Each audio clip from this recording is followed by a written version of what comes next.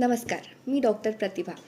प्रेग्नन्सीच्या पहिल्या 3 महिन्यामध्ये उलटी आणि मळमळ हा खूप कॉमन त्रास आहे. तर आज आपण पाहू कधी हे नॉर्मल असतं आणि कधी डॉक्टरकडे जायची गरज असू शकते. पहिली गोष्ट, उलट्यांचा त्रास होतो का?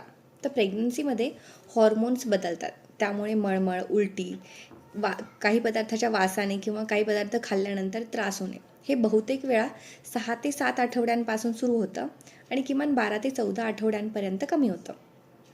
नॉर्मल उलटी ही साधारण दिवसातून 1 ते 2 वेळा होते. सकाळी जास्त होते.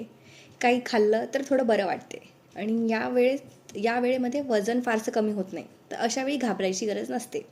आणि नॉर्मल असताना काय करणार?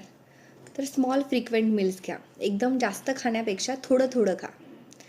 सकाळी उठल्यावरती बिस्किट, टोस्ट, ड्राय फूड घ्या. फ्लुइड्स, पाणी, नारळ पाणी, ORS थोडं थोडं प्या. ट्रिगर्ड फूड्स टाळा. ज्या पदार्थाच्या वासाने उलटी होते ते पदार्थ खाणे टाळा. सिव्हिअर वॉमिटिंग, जर सिव्हिअर वॉमिटिंग झाली तर काळजी काय घ्याल? तर काही वेळा उलटी जास्त प्रमाणात होते. त्याला मेडिकल टर्म यूज केला जातो, हायपरेमेसिस ग्रॅव्हिडोरम.